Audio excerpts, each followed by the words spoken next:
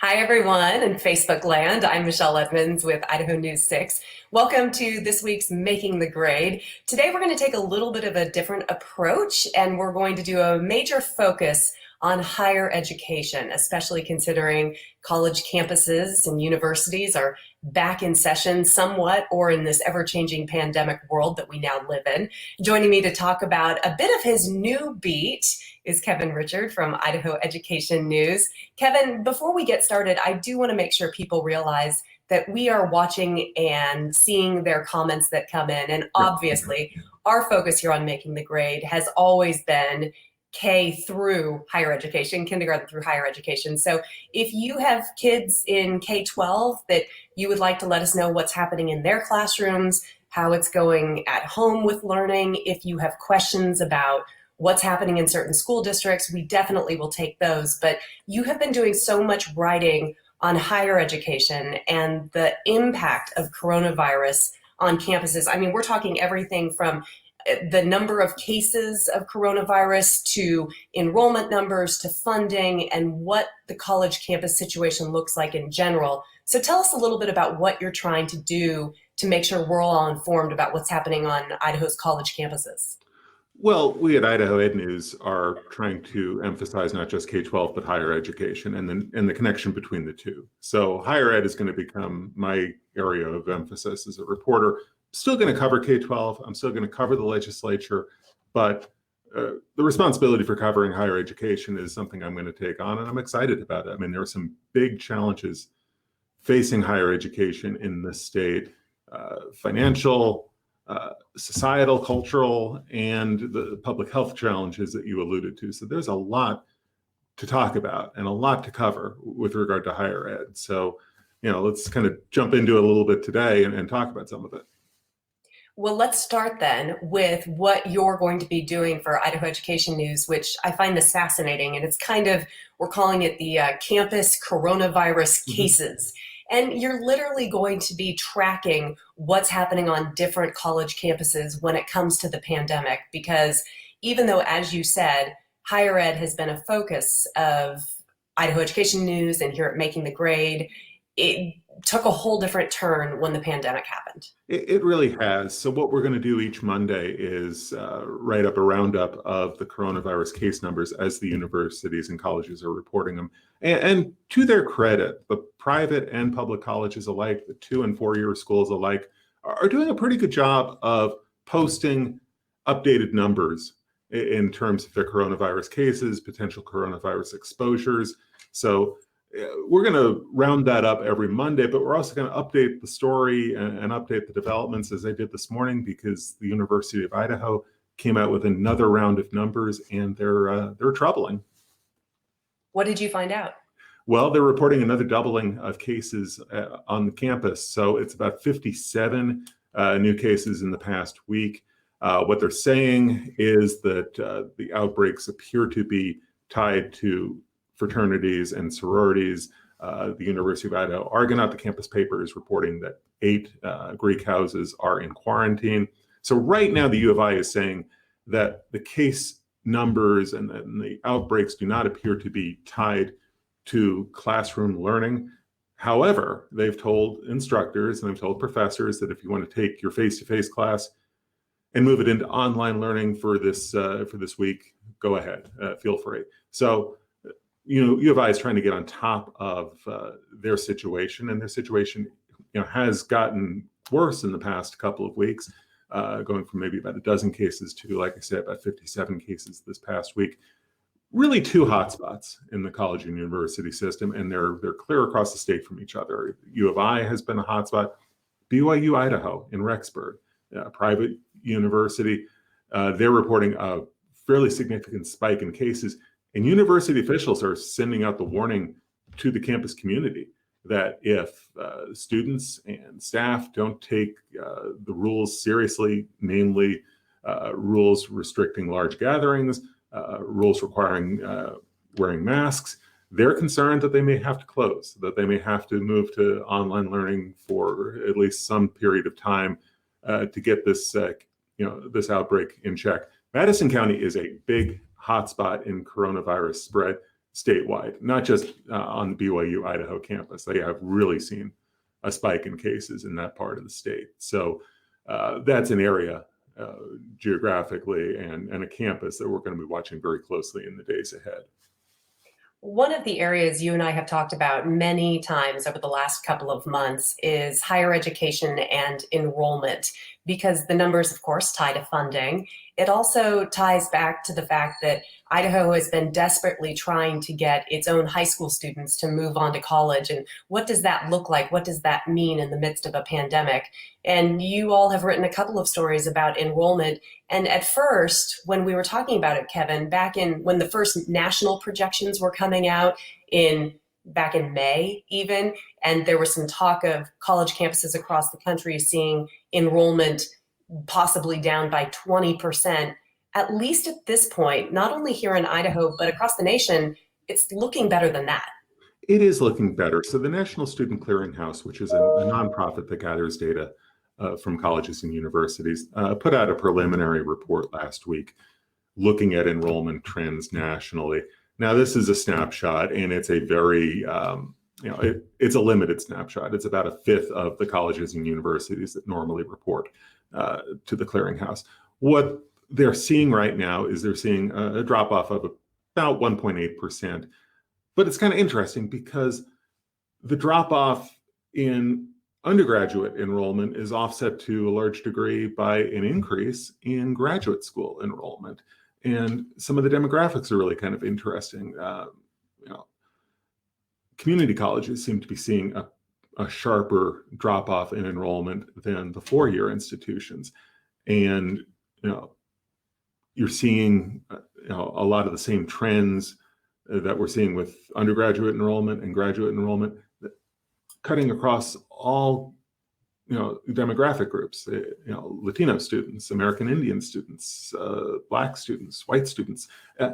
So this is it's a trend that we'll see how it holds, and we'll see what the Idaho numbers turn out to be. As it turned out, none of the Idaho institutions reported for purposes of this preliminary set of numbers. So we'll see what happens with the Idaho enrollment figures. And I'm really going to want to see the demographics because, as you said, Idaho is focused so much on getting high school graduates to continue their education in some form. If what we're seeing is really an enrollment trend that is skewing towards maybe more students coming in from out of state to attend face-to-face classes at Boise State or the other institutions, that suggests that maybe Idaho students are putting off their college education in the middle of this pandemic. So we're really going to want to dig into those numbers. We're a few weeks out from when we're going to have the Idaho figures. So, we'll watch it. I mean, we're not seeing that big decline in higher education enrollment yet, or this year, the big drop off in enrollment that a lot of experts were fearing. So, we'll continue to watch it closely. If you're just joining us, I'm Michelle Edmonds here with Kevin Richert from Idaho Education News talking Making the Grade. We're taking a deep dive into higher education right now, but as we've mentioned, if you have thoughts or concerns or questions about what's happening in K-12, or just want to talk to us about what's happening in your own school district, we'd love to hear that in your comments and questions. When we talk about enrollment numbers for higher education, Kevin, it ties directly to funding. Yeah, and absolutely. maybe you can give people a perspective of, why is it so important, obviously, that kids show up for classes in order to fund? But you think about Boise State, and I think the highlight of the conversation on Idaho Ed News was, furloughs and football, which, the two kind of go hand in hand. We could talk a little bit about the football season and kind of what's happened with that, but it all ties back to furloughs, football funding, right? Mm-hmm. Absolutely. And the funding situation for Boise State is very uncertain. I took a look last week at how coronavirus aid is helping the colleges and universities get through this crisis and kind of the limitations of it. So let's dig into some numbers here.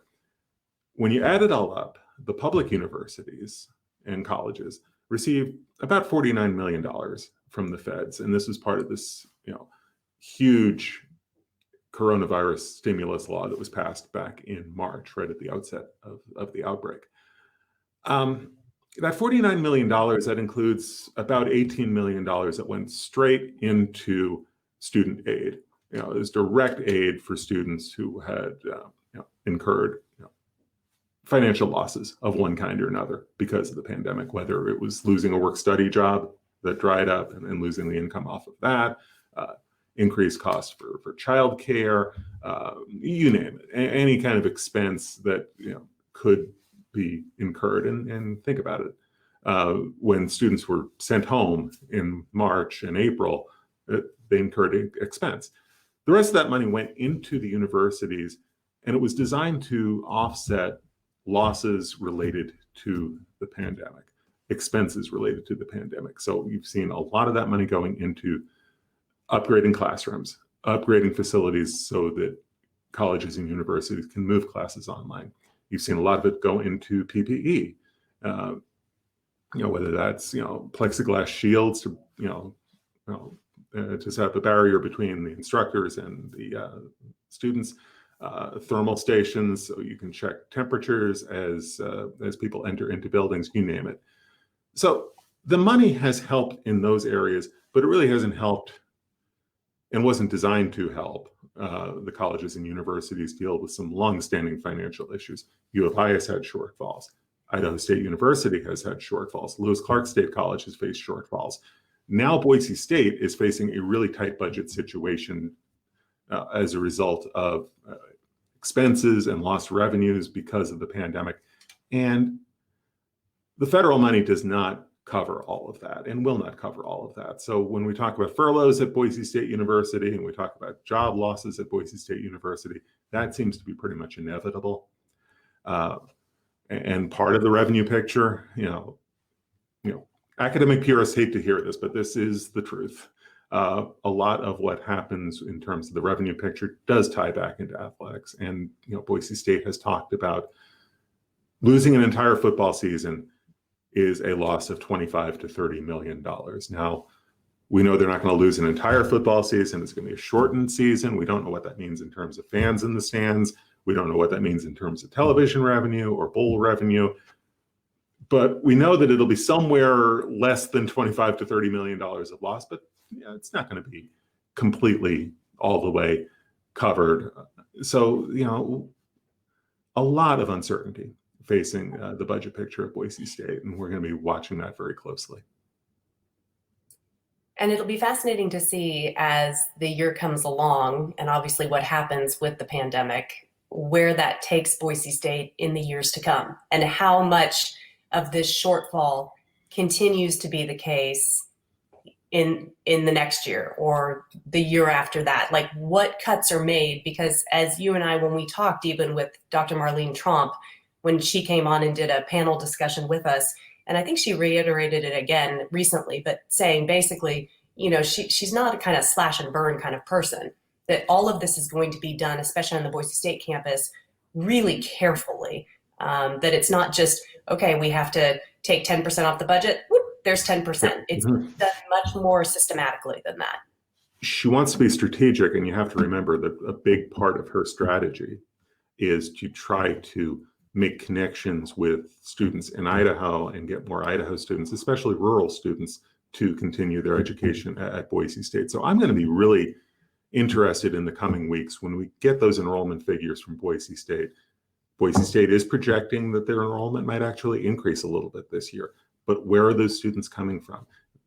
Boise State is projecting an increase in out-of-state enrollment. Students from California or other states where face-to-face learning is not available, looking at Boise State and saying, okay, well, we'll go out of state, we'll pay the out-of-state tuition, and we'll go to Boise, we'll go to Idaho to get into a face-to-face setting. So Boise State is expecting an increase in out-of-state enrollment, but a decline in enrollment from in-state.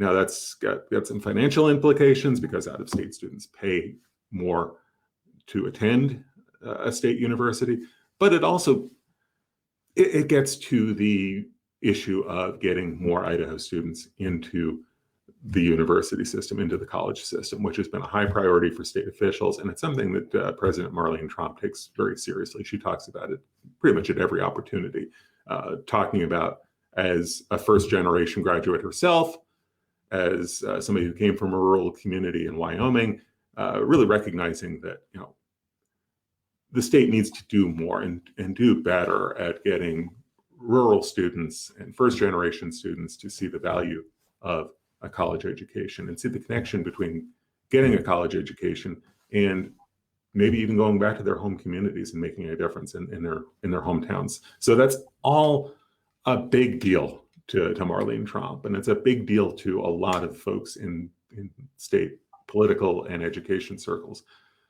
So it's not just going to be the raw numbers, how many students are in the door, but I'm really going to want to see where they came from, what the demographics look like, what are the trends, and how does that affect higher education going forward?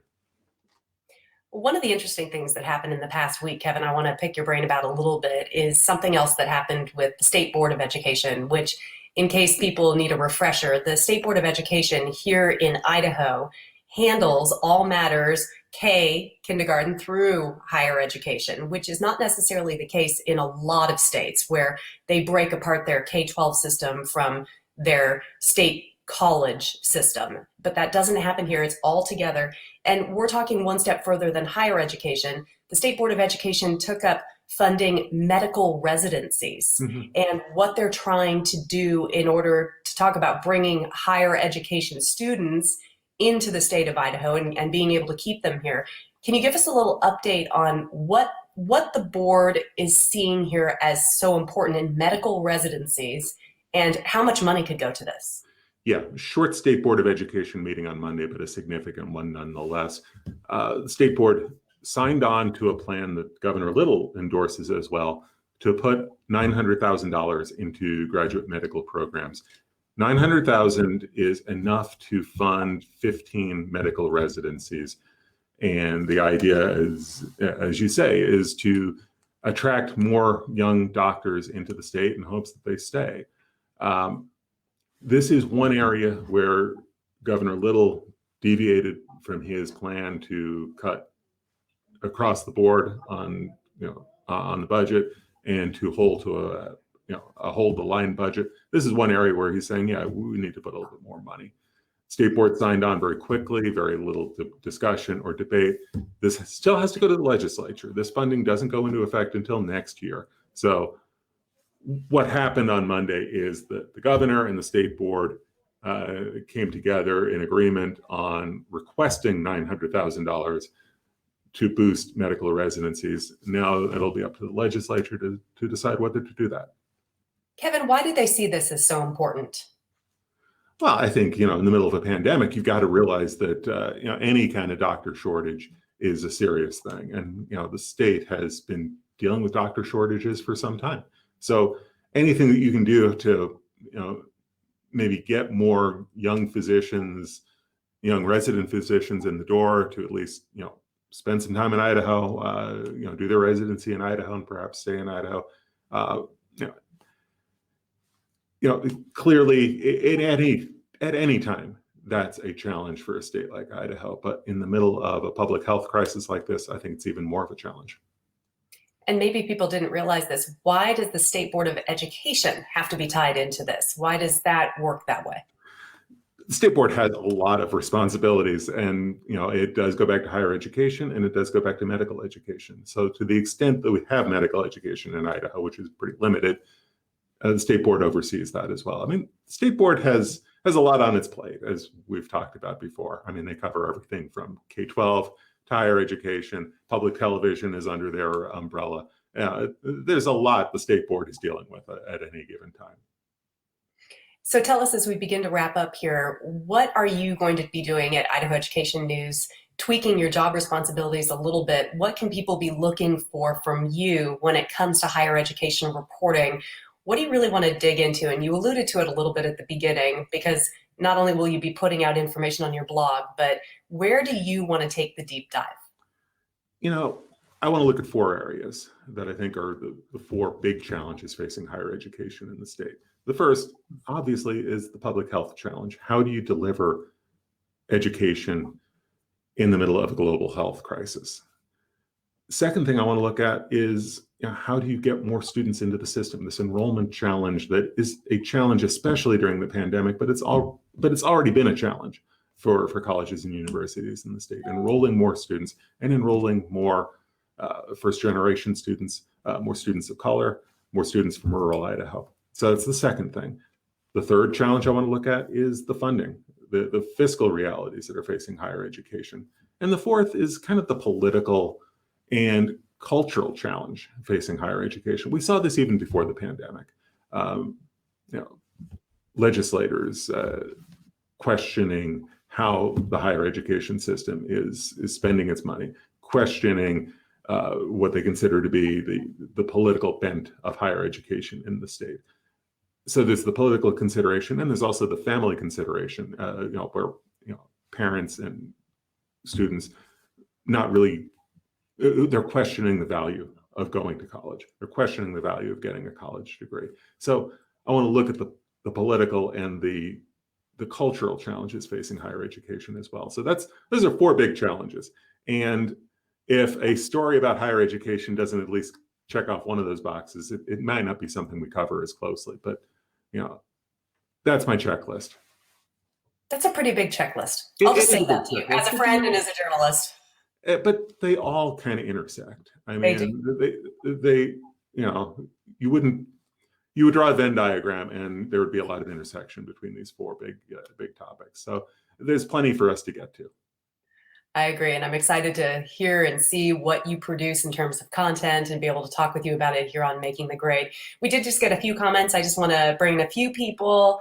Said Eduardo saying, I just started school yesterday and I can tell you it is good so far. He goes on to say that masks are worn inside but can be taken off outside. So Eduardo, I don't know where you're coming from, but congratulations upon being back in school. And then Cody's joining us again saying, my 9-year-old has been in school for a month and has no problem with a mask on.